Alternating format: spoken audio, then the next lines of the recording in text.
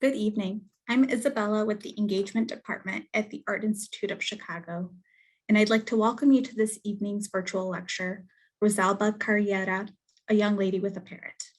We're so glad to have you all joining us virtually, and while we hope that this digital format can offer a chance to stay connected to the Art Institute from home. We'll begin with a brief review of some of the features we'll be using today. This program will be shared in presentation mode, so we have turned off video and microphones for attendees. For optimal viewing, please select full screen mode under View Options in the top right corner of your screen. Throughout the presentation, you're invited to share questions through the Q&A feature at the bottom of the screen, and we look forward to answering some of those at the end of this program. Closed captions are available and can be turned on via the controls at the bottom of the screen as well. If you encounter any technical difficulties during today's program, again, please let us know in the Q&A and we'll do our best to assist you. This program is being recorded, so if you'd like to revisit it in the future, you'll be welcome to do so. Now, it is my pleasure to introduce our speakers. Xavier F. Salaman, Deputy Director and Peter J. Sharp, Chief Curator at the Frick Collection, and Jamie Gabbarelli, Prince Trust Associate Curator of Prints and Drawings here at the museum, who will kick things off for us tonight. Thank you, Xavier and Jamie, and please take it away. Thank you, Isabella. It is my distinct pleasure to introduce my colleague and tonight's guest speaker, Xavier Salaman from the Frick Collection in New York City. Xavier is a recognized expert in Venetian art and of early modern European painting and drawings more broadly. His research, exhibitions, and studies have ranged from Paolo Veronese to Anthony van Dyck, from Rembrandt to Tiepolo and Canova, to name but a few.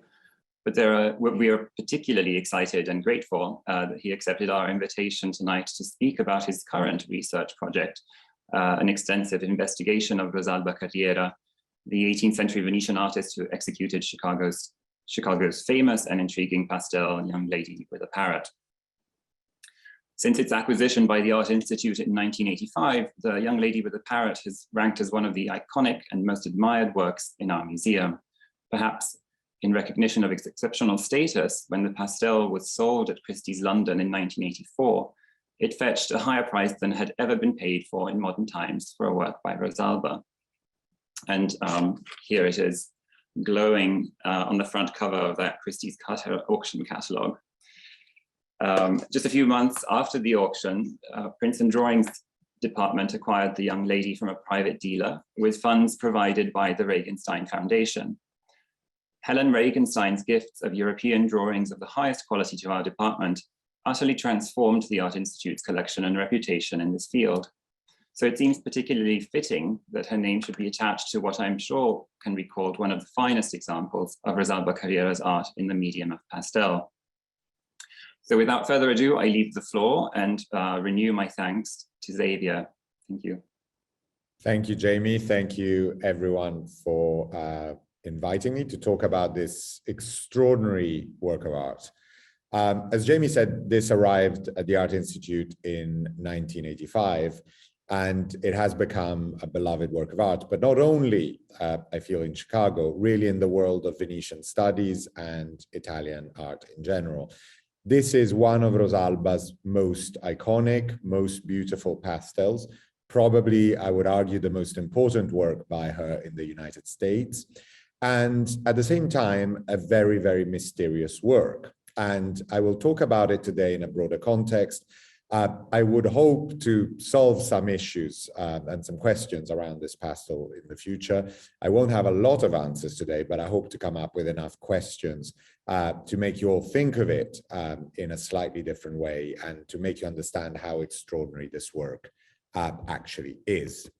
Now, my journey in terms of Rosalba started really recently. In the last couple of years, I have worked on Venetian art for a long time, but mostly on 16th century art and to some degree 18th century art, but never really on Rosalba. But we were very lucky at the Frick Collection to be given these two other extraordinary pastel portraits by Rosalba. These are the gift of a donor called Alexis Gregory, who unfortunately passed away in 2020, and left us a group of objects, including these two portraits, which are probably, I should say, also not pendant portraits. They're probably two separate images, which were then later framed as pendants, a man and a woman. And one of the things that really got me interested in Rosalba, and I'm sort of in a way starting from a specific detail, is that while we were analyzing these pastels, we discovered something very, very interesting. Now, works like this are, and here you see the pastels now, one of them in our galleries at Frick Madison, a temporary home on Madison Avenue, while the mansion at the Frick is being restored. You see it here with other 18th century paintings by other artists. But the pastels by Rosalba are usually painted on a very sort of standard format, standard system. They're always, and I'm talking about painted rather than drawn, because even though there is today a very big debate if pastels should be in a drawings department or in a paintings department, in the 18th century, they were firmly in the paintings category. They're always referred to as paintings, not drawings. Of course, today, it usually makes sense to have them in a drawings and prints department because their support, the medium, the material on which they're painted is paper, but they are, to all intent and purpose, painted in color over a surface. And that surface with Rosalba is usually blue paper, which is often, most likely, attached to a secondary support, to a canvas. And so here you see two backs of pastels by Rosalba of slightly different formats. The one on the right, simply on blue paper, being smaller. Usually, the smaller they are, they tend to be on just blue paper. The larger one on the left has the additional canvas to give it extra strength. Now, as we were examining one of our pastels at the Frick, a little piece of paper came out of the side of the strainer, and unfolded, it proved to be a print, a woodcut with an image of the Virgin and Child and the three kings, and a prayer in Latin and Italian, which tells us that the Holy Magi, the three kings of Cologne, for the grace of God, would preserve travelers in the bad hours of travel, for headaches, epilepsy, fever, witchcraft, any sort of malefice, and sudden death. Now, why was this ticket, this prayer, inside the strainer of a Rosalba? It turns out that some of these had been found before. There were some known in Dresden. One was found in 2017 in the Royal Collection in England, and one a few years later at the Louvre. Ours, so was not the first one, but it got me very interested in the subject. And of course, the relics of the three kings are preserved in a very famous medieval reliquary in the Cathedral of Cologne, which is why this link is there. But the kings are the patron saints of travelers. And we're very lucky to have a contemporary source that tells us exactly why Rosalba did this in our pastel at the Frick. It's a letter from December 1729 from a man called Pier Caterino Zeno, who was a nobleman in Venice, writing to a colleague in Florence, Anton Francesco Marmi. And he writes describing Rosalba's distinct devotion to the three kings, who brought themselves to the adoration of the baby Jesus at the grotto in Bethlehem. Once she gave me a certain portrait to send to my brother in Vienna, and she gave me a little card of the three aforementioned adoring magi, and said that to these she entrusted the safe outward journey of the portrait, adding that whenever such little images had accompanied her pictures, they had always arrived safely. So it seems to have been a practice of Rosalba to hide these prayers inside her pastels. And this really got me thinking about this practice and got me working on it. And so over the past 2 years, I've started looking into this. This, for example, is the Royal Collection pastel, where a little image of the three kings was discovered in 2017. And I started analyzing a number of works by her in the United States, in Europe, in a number of different public and private collections. To give you an example, this is the pastel at the Metropolitan Museum of Art, which had been analyzed a number of times, but such piece of paper was never found before. And sure enough, there it was hiding behind the strainer. And this has really got me working. Here I am in England a few months ago in a country house where they have a number of Rosalba pastels that have been in the family for a long time. And together with paper conservators, we've been looking at all of these objects, finding many more of these tokens, these images. In Italian, they're known as santini, they're religious images. And this is part of a preparation for an article that I'm planning to write eventually. So far, I've managed to unframe up to 60 pastels by Rosalba and her collaborators, workshop, number of people working with her. And we found a number of these. And of course, I'm continuing doing so. I'm actually heading to Italy next week to unframe a number of pastels in Rome, and with the collaboration of many museums that has happened in the last couple of years. So my first encounter, except from a sort of straightforward art historical one in the galleries, with the lady with the parrot in Chicago was when last year at some point, I came and with Jamie and the conservation department, we looked at the pastel unframed. Now, unfortunately, even though the pastel is in wonderful condition and is a wonderful image, it was at one point removed from the strainer, possibly removed from the backing canvas. We're not entirely sure. So what you see here is the back of it is a simple sheet of paper attached to a board, which means that, of course, if there ever was a little image stuck behind it, it's now unfortunately lost. It's not there anymore.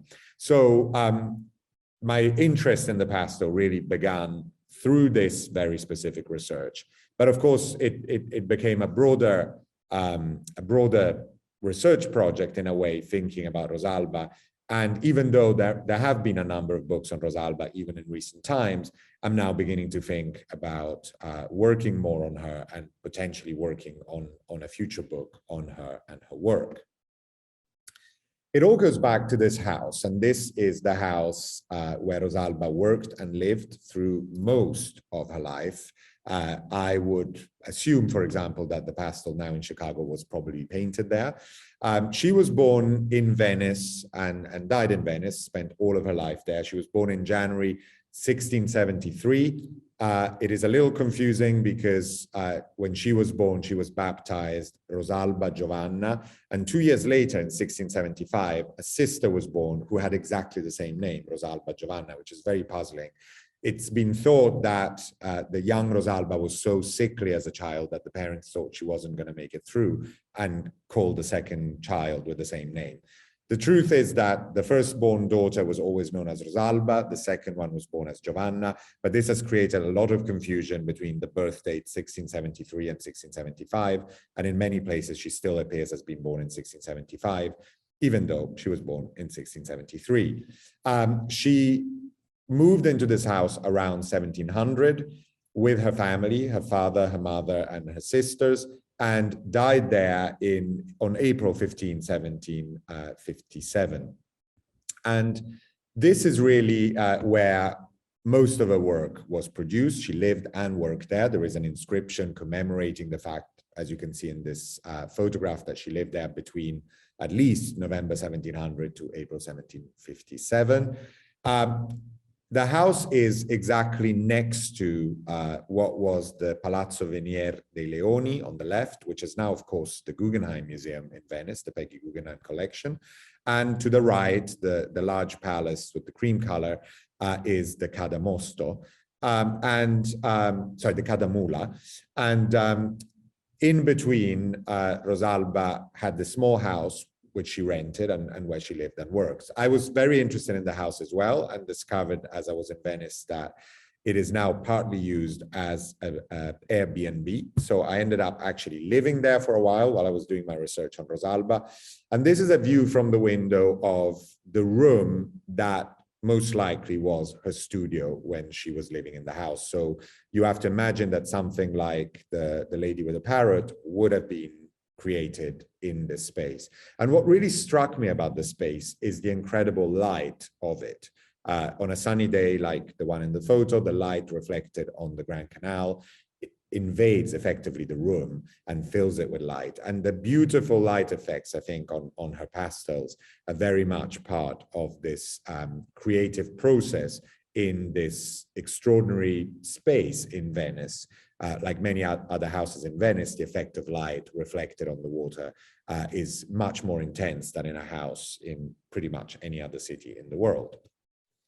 Here is Rosalba herself painting a pastel, and you see how the pastel is attached to a board. In that case, she is working with porte-crayon, which is a sort of metal object where she has two different colors. In this case, it's a red and a white, either chalk or pastel, inserted in them. And she's producing the portrait of a lady, potentially her sister. We're not entirely sure. Here she is a few years later in another extraordinary self-portrait, dressed very much as an aristocratic lady of the day. This is now in the Royal Collection in England. And on the other side of the coin, a rather scathing caricature by Anton Maria Zanetti, which was actually made in friendship as a joke. Underneath it, it tells us that this is Mrs. Rosalba, friend of the author. So it's really a joke amongst friends, but it plays on the sort of idea of a pastel portrait. She's wearing jewelry, she has this extraordinary hairdo, and it also kind of makes fun at her pockmarked skin. We don't know what the reason for that was, if it's some sort of youthful illness, but she clearly had problems with her skin. Rosalba starts producing miniatures, and these are just a few examples. This is what she begins working on in the early 1700s. Just as a reminder, these are very portable objects. These were objects that were made. Here you see two of them, one on the left in Venice, one on the right in France. These are in my hand. So these are objects, and these are fairly large ones, that you can bring with you, you can keep in your pockets, you can wear as medallions, you can keep in a drawer at home. They're usually love tokens or private images of some kind. But Rosalba quickly moves in the direction of pastel painting, and of course becomes one of the preeminent artists in the field in the second half, well, around the first half of the 18th century. She travels 3 times, and here are 3 pastels just to show those travels and those locations. In the middle, the King of France, which she portrays him in 1720-21 when she travels to Paris. One of the princesses of Modena in the lower left, where she travels later in the 1720s, and on the right, the Empress Mother of Austria, when she goes to Vienna in 1731. So even though she's based in Venice most of her life, and most of the sitters are foreigners who travel to her house, she does travel around Europe on a number of occasions. The places to see Rosalba pastels remain Venice, her birthplace, and here is a selection of them in the Accademia in Venice, and surprising to many, the city of Dresden in Germany. They have about 70 pastels by Rosalba. Originally, they had more than 100, and that is because the Elector of Saxony and King of Poland, Augustus III, was a very keen collector of Rosalba works, and here is just a small selection of them, where you can also see the different sizes: large, small, medium size, and you see portraits, but you see also allegorical figures. For example, the 4 on top are allegories of the elements. So you see from the left, air, fire in red, water, and finally earth on the right. And Rosalba became very famous for these sets of allegorical figures. Now, her pastels are created with a very specific technique. Pastel is basically pure pigment, bound with a number of different media, depending on where you are, different types of substances that help create pastels. And of course, it varied between Italy and France and other countries. But she uses a very sort of wet technique that is close in some terms to gouache. And here I'm just showing you some details of some unframed pastels to show you how extraordinary this is. So here are details of wigs of men, where you really get this sort of powdery surface of the wig itself, the powdered wig, through the paint on the paper. And of course, this is particularly beautiful in the Chicago pastel, where the rendering of the hair against the skin, against the pearls, is very, very beautifully done. Textiles, of course, and pieces of fabric and fashion. Here is a veil, an embroidered veil, and a waist jacket with some embroidery. Rosalba's mother was a lace maker, so clearly Rosalba grew up in a world where fabrics and artisanal productions were very much part of the household. Here is another extraordinary detail of a turban in a figure, where you see the transparency of the fabric with these little stripes, really, of blue, and you can just about see some of the pink in some of the areas. Much more complex fabrics. This is an extraordinary sleeve of a richly decorated fabric on the outfit, on the sleeve of an Englishman. Here you have decorations. These are the orders of Bonnie Prince Charlie, the young pretender to the British throne, the stewards, one of the last stewards. This is in a private collection in Poland. And here you see how extraordinarily painted these details are. And of course, flowers and jewelry. Here you see two examples from paintings in Italy.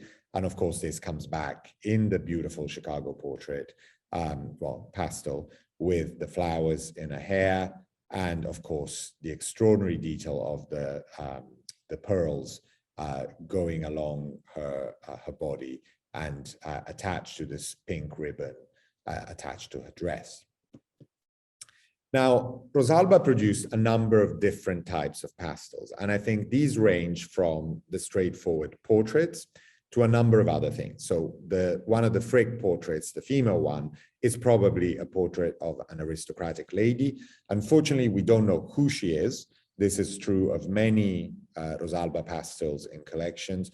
That's partly to do with the fact that in inventories and early documents, these pastels are often described as portrait of a lady, portrait of a man, portrait of a young boy, without an identification. And even Rosalba herself often produced these on an almost industrial scale. She would produce several a day with many sittings. And we know from her diaries and her letters that there were occasions where she didn't know who the sitters were. So she writes about doing the portrait of a blonde Englishman or a dark-haired Englishman or an Englishman with a broken leg, but she never actually names them. So in many of these instances, we don't know who the sitters are. This is a sitter who is, however, known. This is Charles Sackville, who will become the second Earl of Dorset. And this, again, is a straightforward portrait in a very expensive, beautiful outfit. Like the lady at the Frick, a very straightforward and easy sort of image to relate to, in the sense that it is just a likeness of the sitter. On the other hand, Rosalba produced allegories and sets of figures. And I've shown you in Dresden the set of the elements, which she painted over and over again. She also painted the continents. She painted the seasons. And there were often sets of four, of course, the continents in the 18th century still being 4 rather than 5.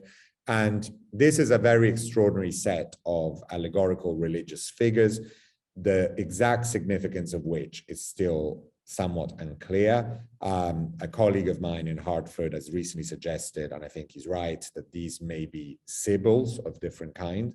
But here are 2 of them and 2 more from the set. This was a set that belonged to an Italian family, was unfortunately split in 2 between 2 branches of the family, and a private collector on the East Coast in Connecticut has very cleverly bought first 2 and then the other 2. They were recently in the exhibition by a hand in Hartford at the Wordsworth Athenaeum. And this is actually the only case in the United States of anyone, in this case a private, owning a full set of Rosalba allegories, all 4 together. Unfortunately, many of these sets were dismembered over time, and so occasionally you stumble upon the single season or the single element, but it is very, very rare to have all 4. And I think this is a really extraordinary thing in a country. As extraordinary as the lady with the parrot is, it is also, this is another highlight, I think, of Rosalba's work in the US. Now, there is something in between, and our male portrait is in a way a slightly strange image, because it is a portrait, we assume, but also it is in fancy dress. And you can see that the man holds a baton, which is actually a pilgrim staff, and he has this black cape, which identifies him clearly as a pilgrim.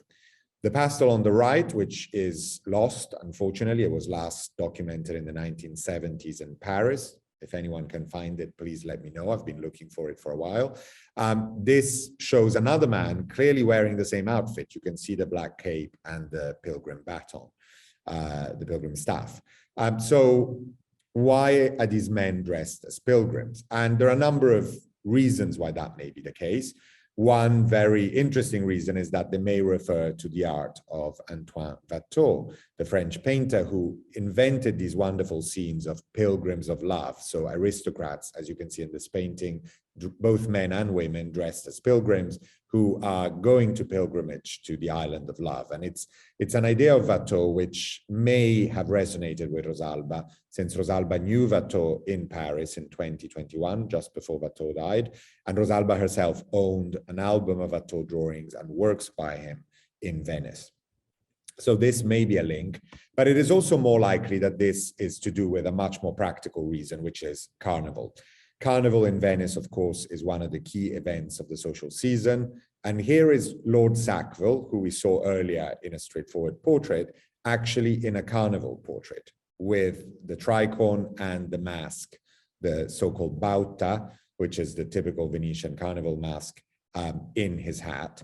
And so when you look at these two together, first of all, you realize that the tricorn is exactly the same tricorn and may have been a prop that Rosalba had at home. And the way these men are wearing it, slightly tilted, is not an official portrait. It's not an official piece of clothing. It's actually a fun, fancy dress outfit. So there is the category of fancy dress portraits. And this may be the case of the lady with the parrot. Now, here she is, and the main attribute by which she is recognized is this little green parrot who is lifting part of her outfit and actually uncovering rather sensuously and rather erotically her left breast.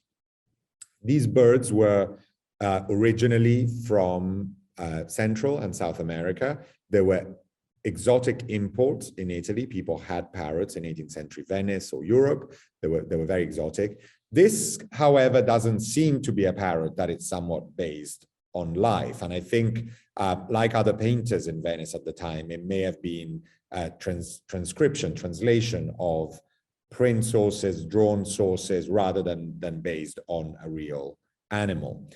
The obvious parallel is with a later painting from the 1760s by Giambattista Tiepolo, which is now in the Ashmolean Museum in Oxford. And these two have been linked a number of times. The woman on the right with a much larger parrot, in this case, a very specific type of red ara, which is a Brazilian and Central American large parrot. Clearly, in this case, I would argue, seen from life and taken from life. And what is the significance of the parrot itself? Is there an allegorical significance, or are these images just, in general, images of beautiful women with exotic pets? Now, the woman on the right in Oxford has been associated reasonably with a long tradition of Venetian art of beautiful women, more or less dressed, that goes all the way back to Titian and Giorgione and the sort of earlier Renaissance. And often they've also been identified as courtesans. Now, who is the woman in the Chicago picture? And we don't actually have any information as to who she may or may not be. She is generally described as an English noblewoman because of her fair complexion and fair hair. But really, there is no information as to what her origins, geographical origins, may or may not be in Europe. And it's also been said that she may be one of the daughters of Lord Manchester. Now, I find it very hard to believe that a portrait of an aristocratic lady, wife, daughter would be shown at this level of undress. You can see that the outfit to the right leaves one of her breasts almost uncovered. You can partly see one of her nipples underneath that pink ribbon. And of course, there is this rather erotic play with the parrot removing the rest of the outfit. Now, this in 18th century Europe, for a wife or for the daughter of an aristocrat, especially if unmarried, I think would have been absolutely unthinkable. This, however, fits with another tradition, which is the tradition of singers and performance artists, let's say, of the stage, actresses and singers, musicians in 18th century Europe. So here is a Rosalba pastel of Faustina Bordoni, who was the great soprano of the era, of the time, incredibly famous. And here you see her in a straightforward portrait. But here she is again at a slightly different time as an allegory of music. So here you are combining the idea of the allegorical figure in one of Rosalba's pastels with a real portrait. So the features are those of Faustina. She is holding a sheet of music. She is probably singing or her lips are parted. But again, you see her in a state of undress and in a more classical all'antica pose based on classical statuary. This would have been acceptable for a singer rather than for, as I say, an aristocrat. And another case in point is this other beautiful pastel by Rosalba also of another soprano called Lucia Panicchi, who was known, rather surprisingly, and I'm still not entirely sure why, as La Moscovita, the woman from Moscow, even though as far as I know, she didn't seem to have particular links to Russia or Moscow, but that was her art name. And La Moscovita was the mistress of Charles Sackville, the second Earl of Dorset, who you saw in both the straightforward portrait and the carnival portrait earlier on. And not surprisingly, Charles Sackville asks Rosalba to produce a portrait of his mistress, this famous singer, again, probably as an allegory of music, holding a lyre, and again, to a state of somewhat undress.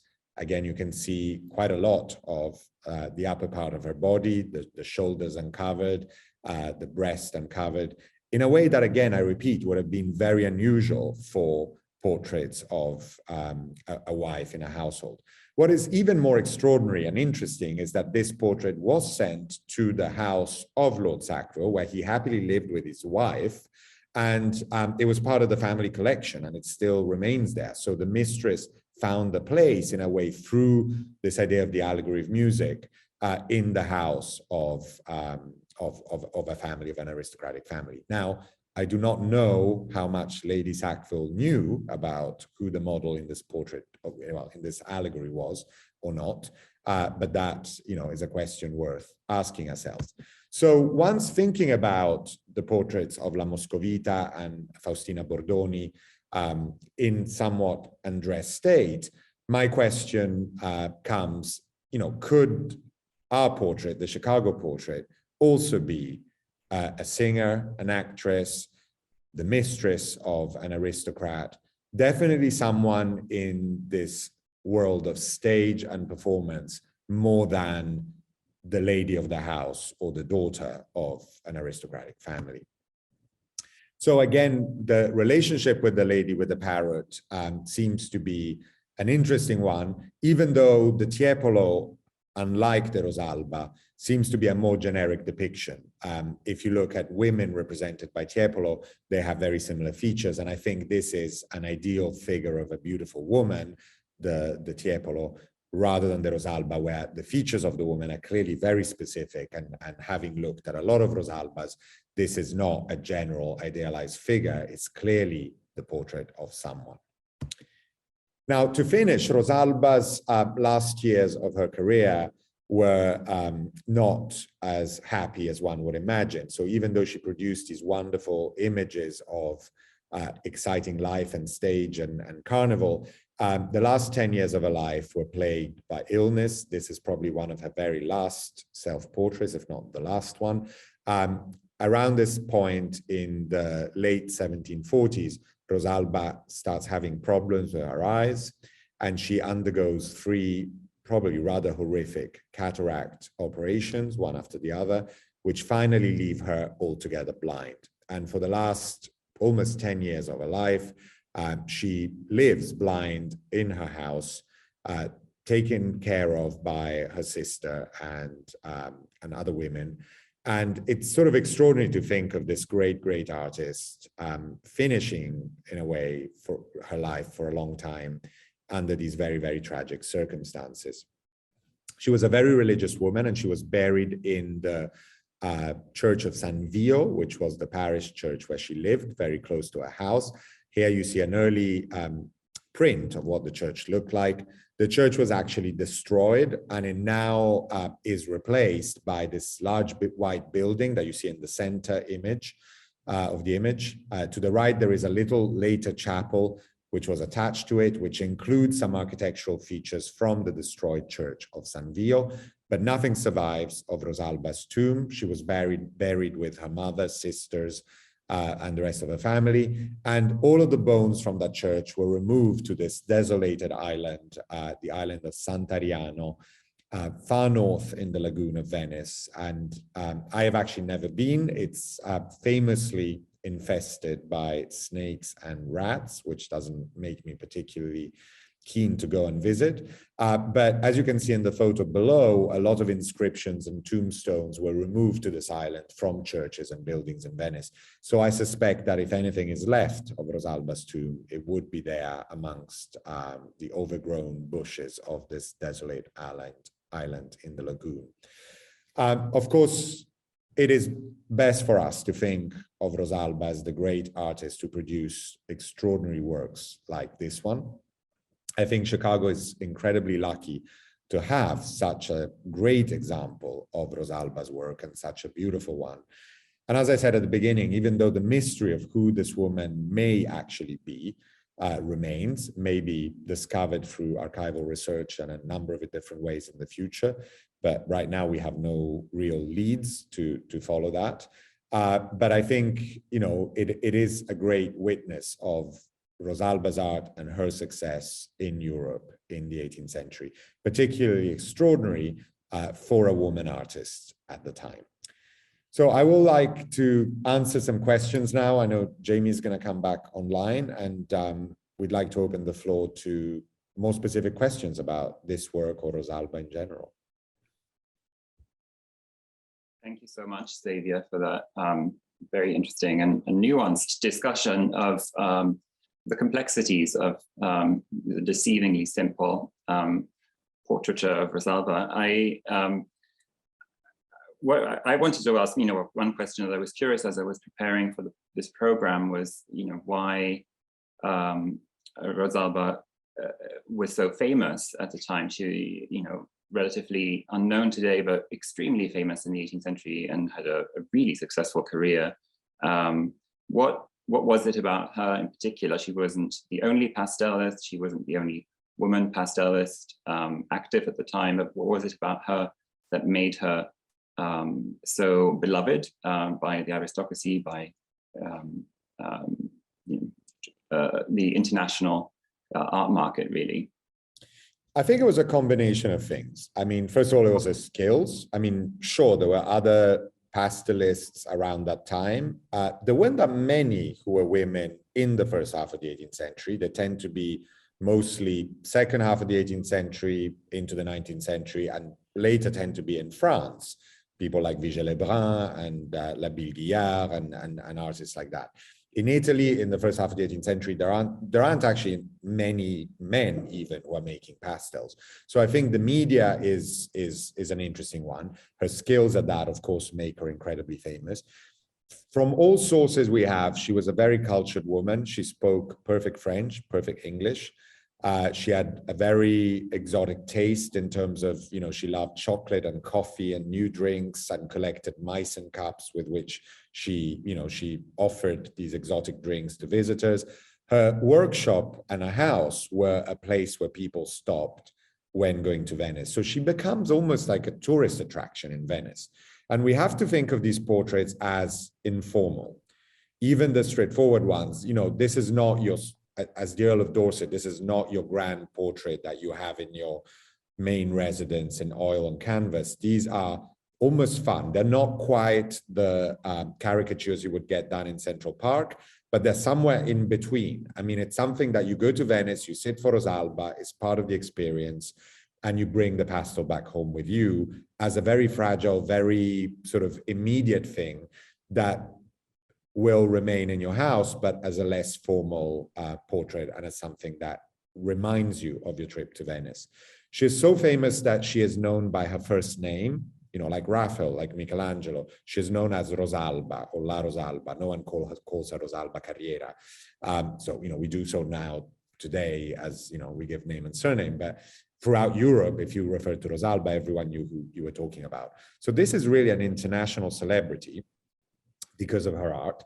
She enters all of the most prominent art academies of the time. She's a member of the Accademia di San Luca in Rome. She's a member of the Accademia in Bologna. She enters the academy in Paris. I mean, she's an academician in Paris, which, is incredible for a woman, for a foreigner, for someone working in pastel as a media. So it is an extraordinary thing in so many ways.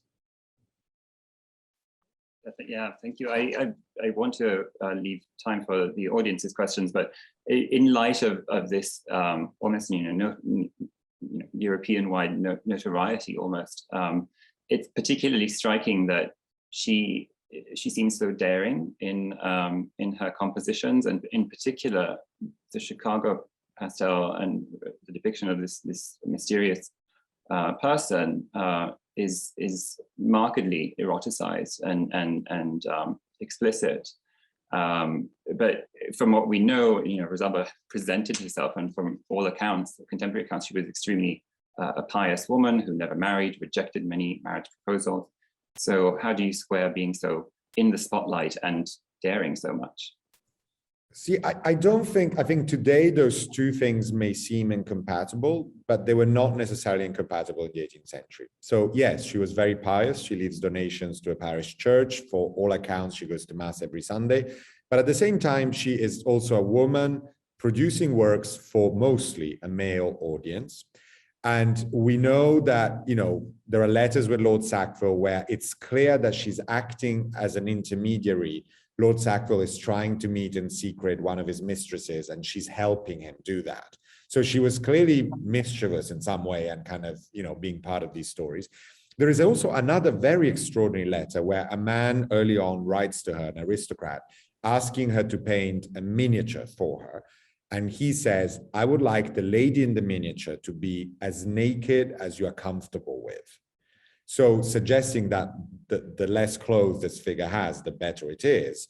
Clearly, the man is commissioning an erotic work. I mean, I wouldn't say a pornographic work, but something that is clearly erotic and sensuous. Unfortunately, we don't know what the result is. So we don't know what Rosalba sent him and how nude the figure was or not.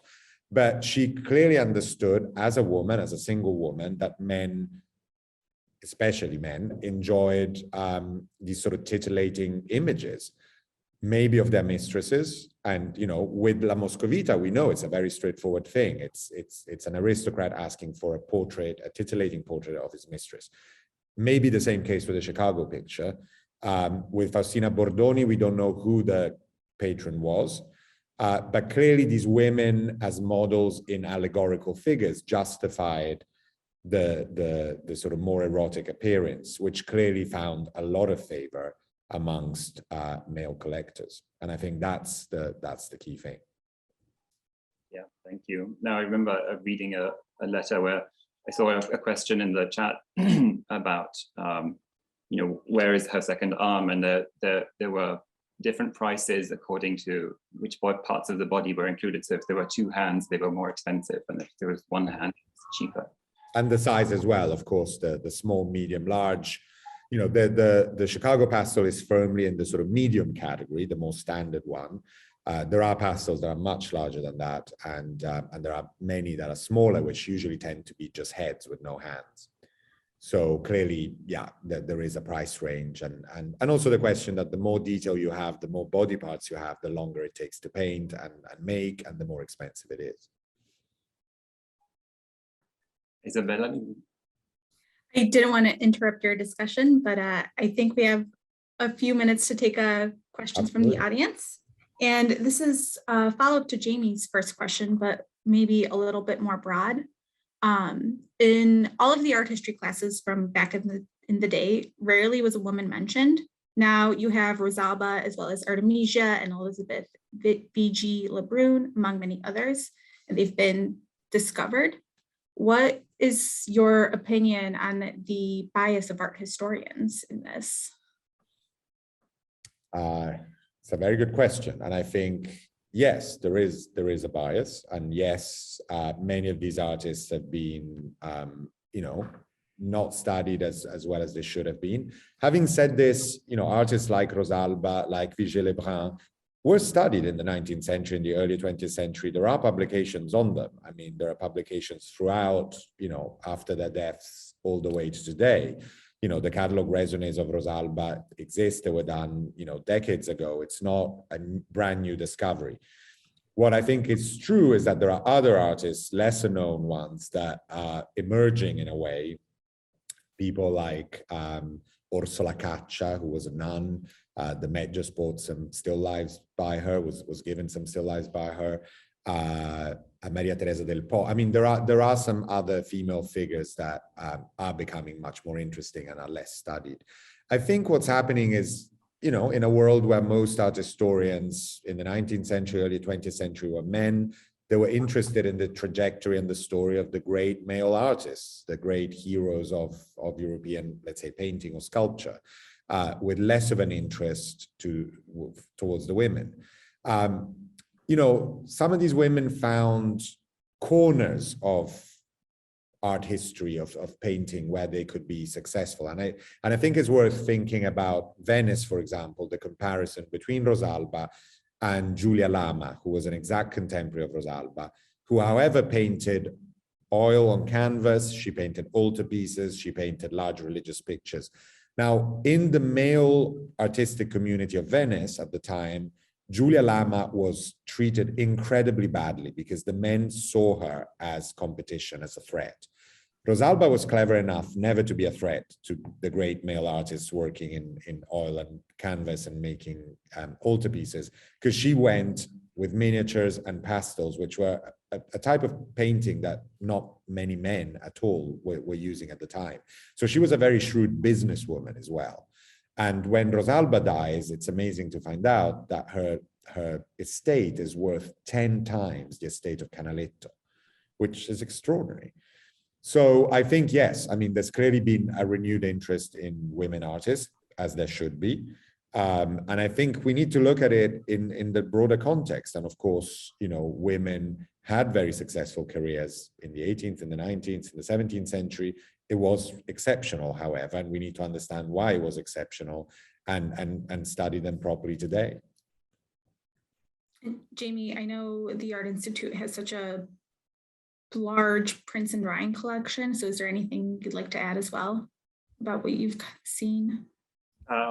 Well, yes. I mean, this has been a huge question in the museum world as well, not only the academy and art history and the teaching of art history, but also the collecting and trying to redress some of the biases that they're obviously there.